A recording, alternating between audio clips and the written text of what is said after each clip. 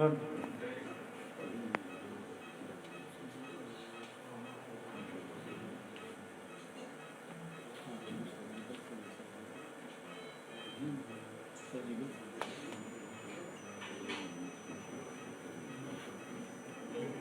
First, let's set up the camera.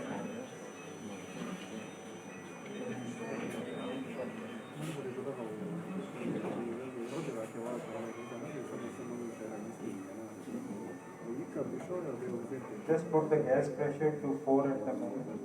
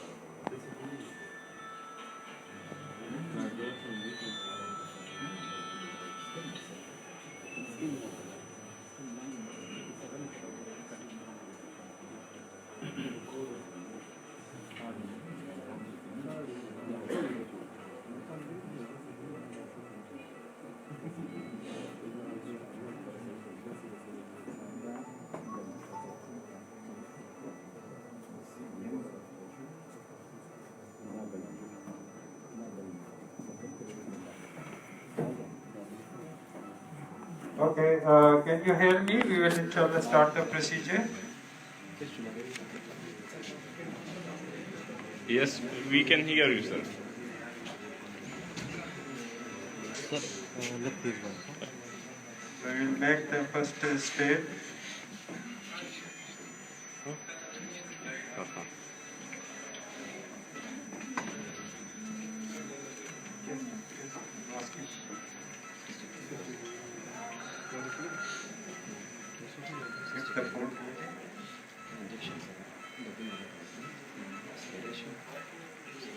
This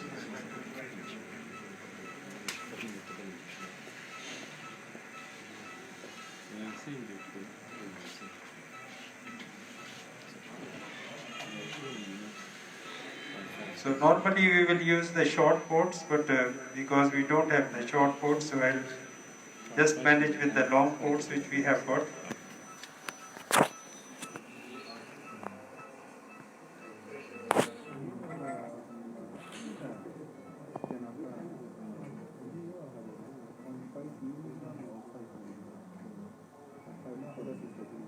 Press the S.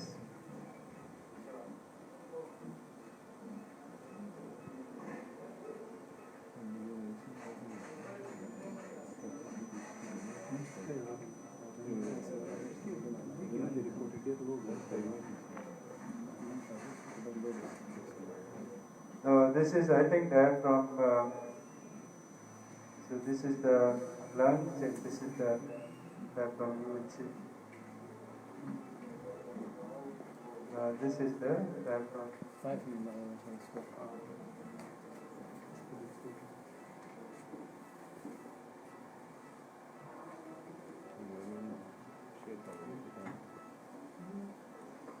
Now we can see better. So this is eventration. Can you remove this thing on the other side? We will put the other port. 3 mm.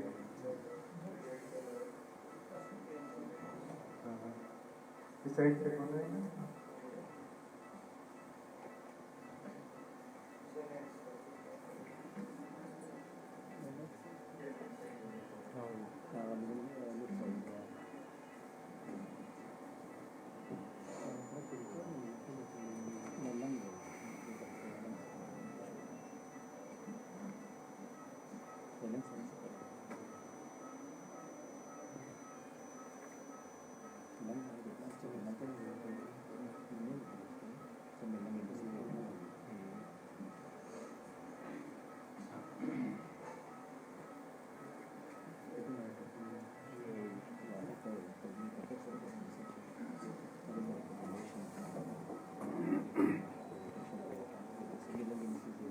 Can you increase the pressure physics for the time being?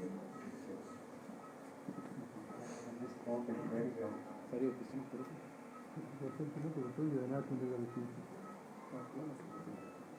Hello. Hello, yes? Yes, Professor Iftihar, if you can explain the anatomy once you put in the other port. Yeah, I'll do that. Yeah.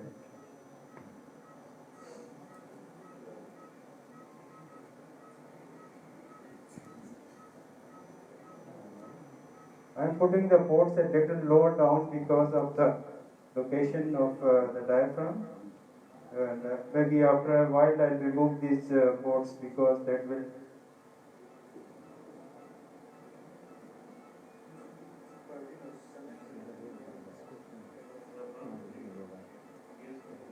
That's all, no? Very good exercise.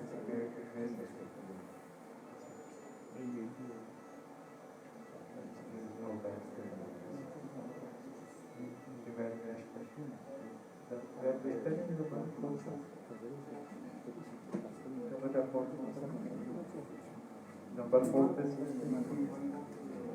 the well, there is a well.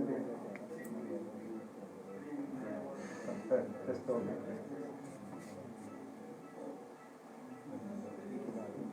No, but just give me the graspers. Now I think you can see very clearly the evaporated diaphragm. The bulge-like structure, this is the ventilated diaphragm. Yeah. I'll just show you that. Not you once I put the all graspers. So this is the evaporated diaphragm you can see here. Okay. Yes, now clear.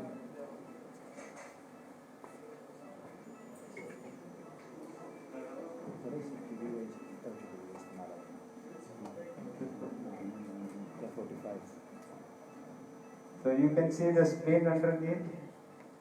Yes. What size of scope you are using? I'm using 3 millimeter ports, but they are long ports and they don't have valves, so its air is leaking, so you will feel little bit of issue. And the scope, which degree scope you are using? 3 millimeter. No, scope. Scope is 5 millimeter. And angle? It's 30 degree, I think. Okay, 30 degree.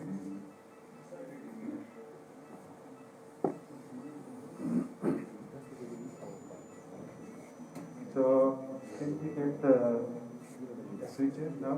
Because it's a eventration, so what we are going to do is we are not going to excise anything. Some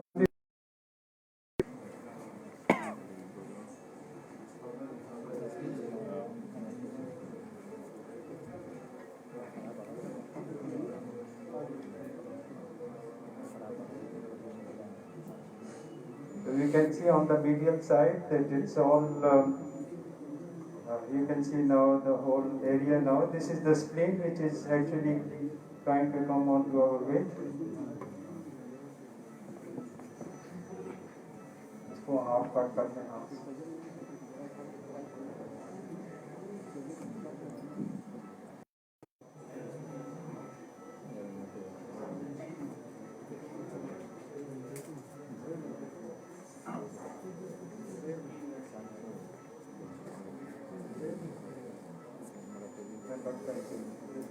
So we are using Ethibond switcher for our repair. Here.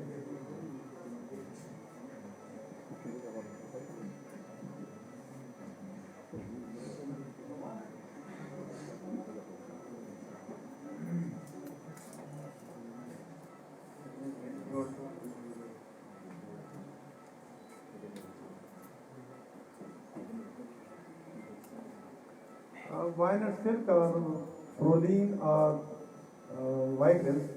Ethibond is non-absorbable. It is soft. It doesn't actually, it's easy to manipulate inside the small space. So that is why Ethibond is much better than proline. Proline is also good, but you know the proline knots, they can become loose in a dynamic space. So this cavity is going to be moving. So if you use proline too much, it may become loosened after some time. But you know, it's individual preference. It's no hard and fast recommendation for using one switcher over another switcher. And what size of suture you are using? This is 20 ethylene.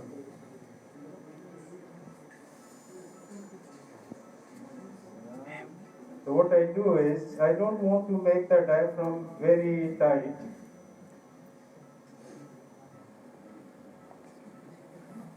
So we will try to take it in small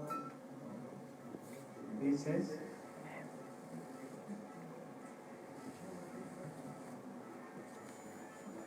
It's a plication, of course, here. We are not excising any membrane. And you don't have to actually, if you are using, if it's a eventration, it's a very thick membrane. The problem with the XEN will be that it starts bleeding too much, and then it takes longer time, and the incidence of recurrence or other complications are actually higher. And the most important problem which you can get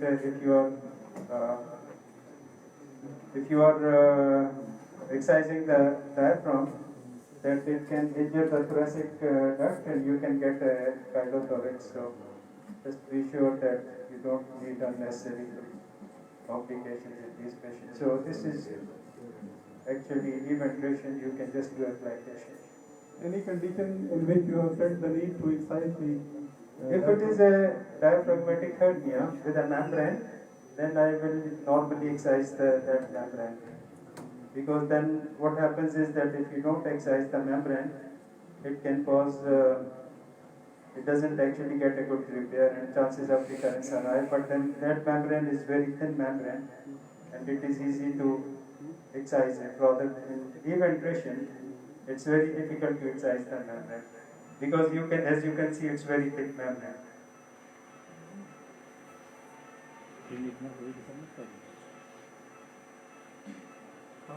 Can we appreciate the phrenic nerve? Sorry? Can we appreciate the phrenic nerve?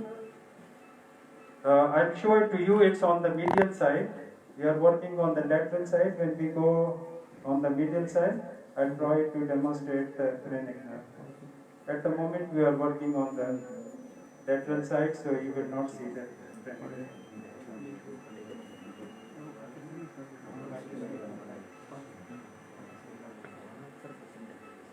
So the difficulty here is because you are working in a small space, so it's very difficult to put a knot. So I'll use the slip knot, inshallah.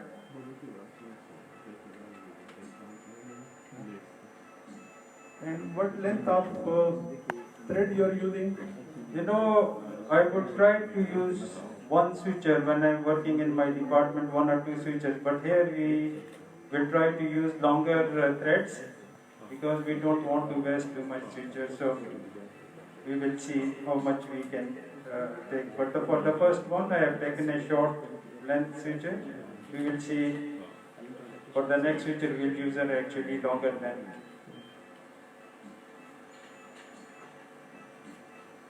Okay, for the slip knot,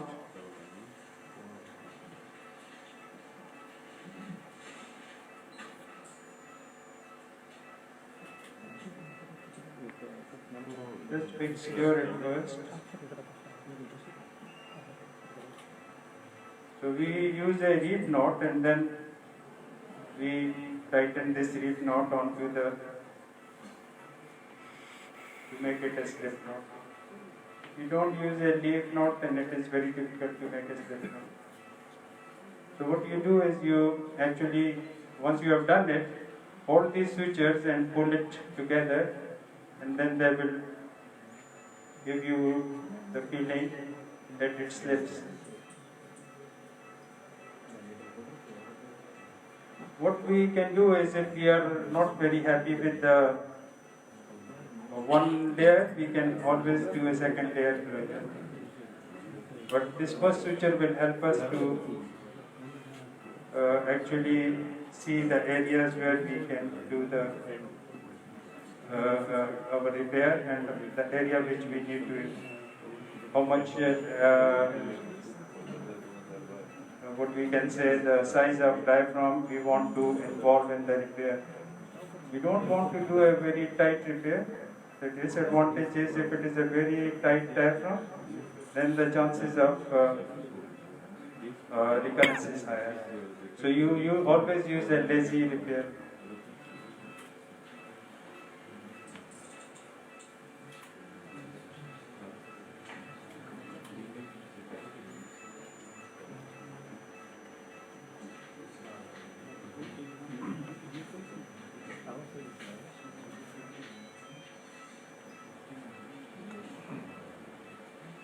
If I see if I can put another suture with this one.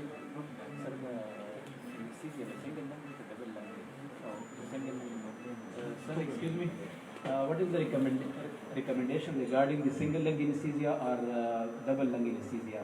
There is no actually need for a double lung anesthesia, and the reason is that most of the because if you after some time you find enough space into the thoracic cavity to do your repair. And the other thing is in a small baby it's very not easy to do a two lungs anesthesia. Thank you.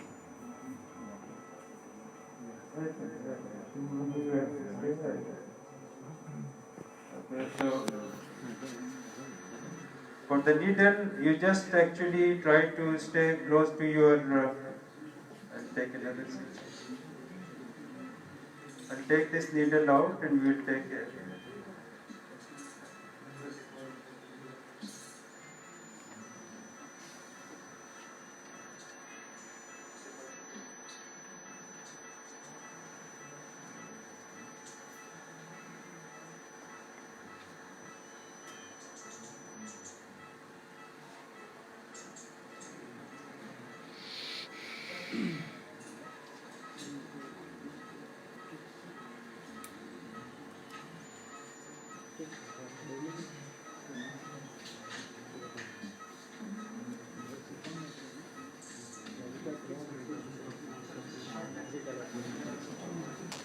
Because this is question is can we put another I would have loved to, but this length is short actually. I'll take a longer needle next time so that we can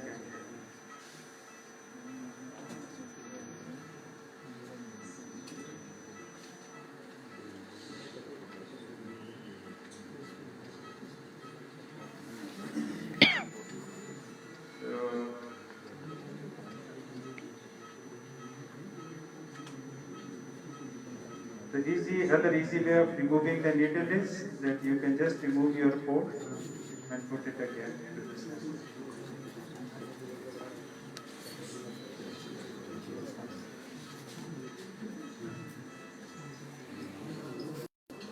So we'll take a longer length of the needle this time.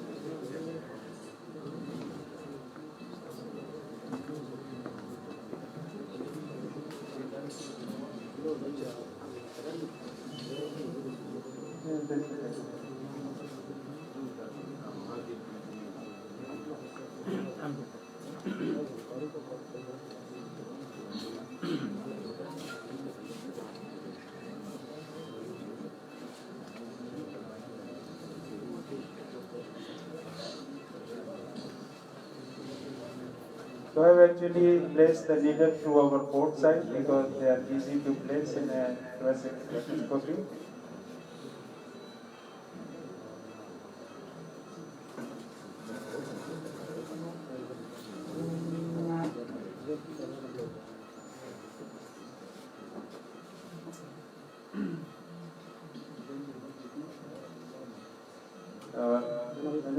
Is the capillary CO2 is okay? Any problem? Anesthetic?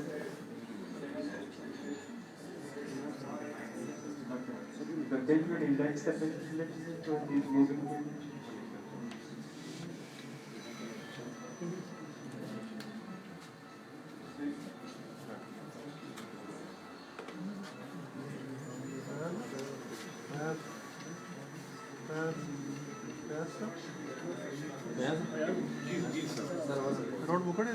So we are trying to do a transfer. You can see, this is the. This is you can see the edge of the diaphragm there. We are doing trying to close the edge of the diaphragm. ظنون وهي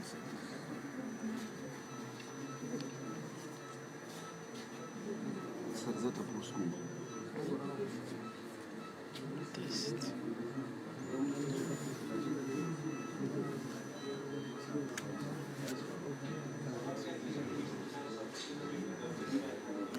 Just lift the diaphragm first, make a space. So this diaphragm is actually, you can see the space between this diaphragm. You can see now that there is nothing in between. That is the technique we use.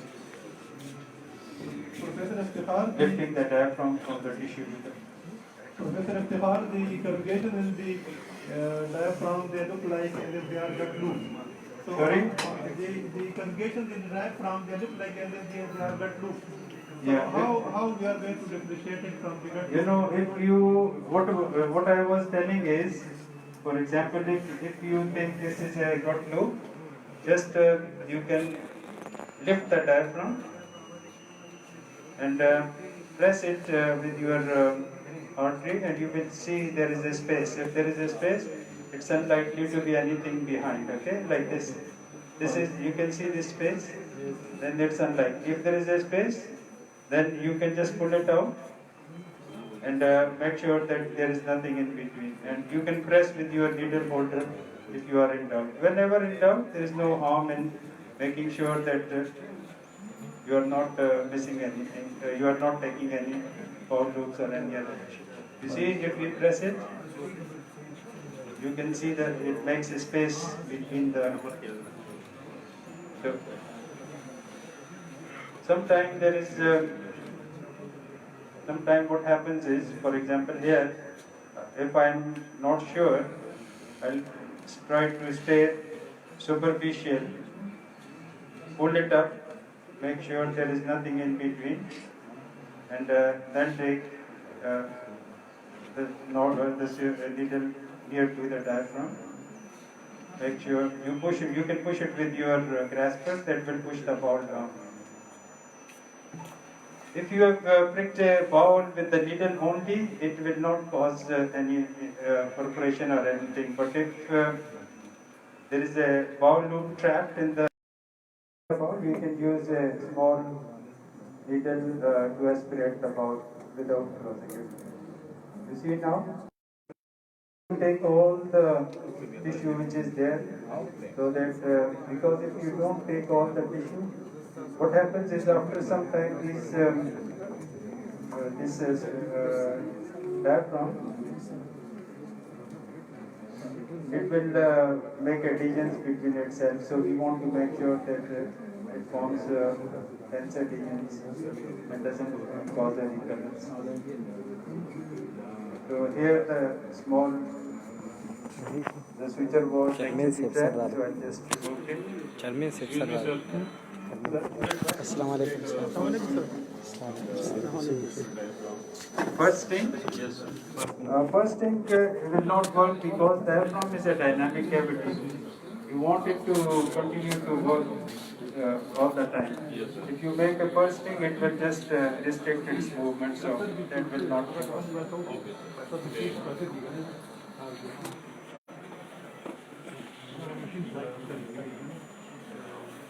Sir, what about the continuous suturing and interrupted suturing? You know, this is the same principle that applies whenever you have got a space where there is a movement.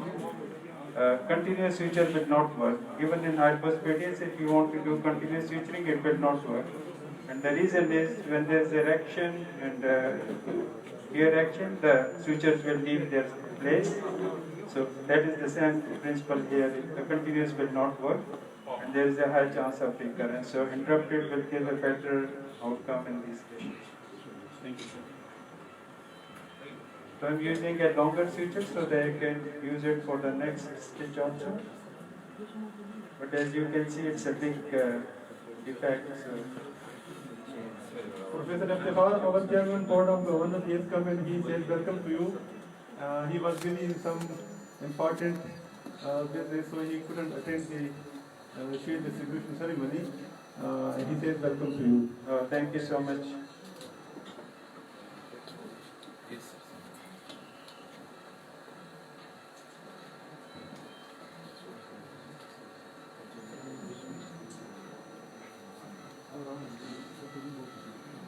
So I'll go to the other edge of the wound now.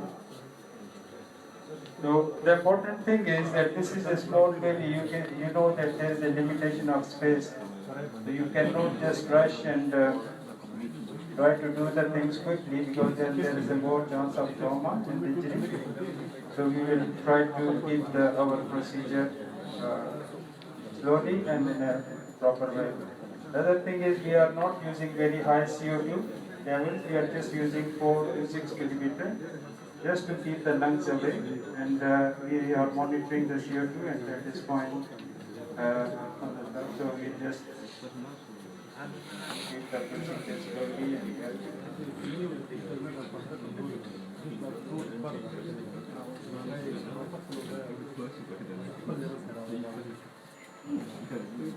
so again we will put the slip knot here, and you see that the lungs is trying to come in our way, but not that much, so we are not really that much worried about the lungs presence.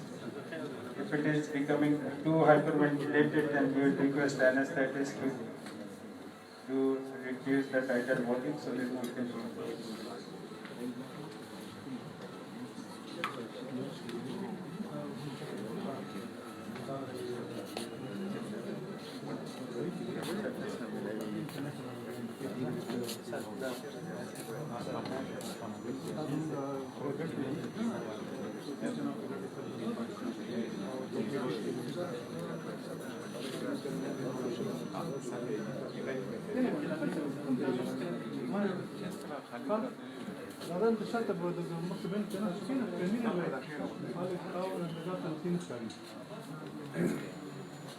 I have again used the slip knot to complete the thing.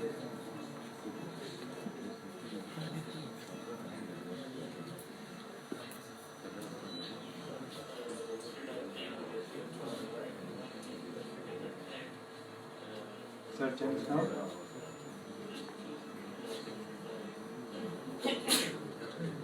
You can actually, the question is, can I use a surgeon's knot, taking 2 throws at a time and not slip knot? You can always do that. But I like the slip knot, and I think in a space like this, slip knot actually does help in approximation, and it also helps in it gets locked very quickly, so that is also a better thing.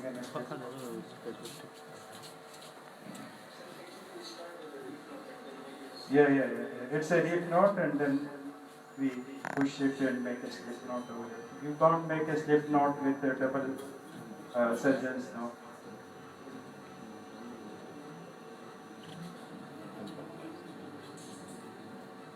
We try to make more knots here because this is a dynamic cavity, and it does tend to, the knots may tend to slip. Now you will see a space in between. We'll close it later on with another suture that we can do. Light up, you will move.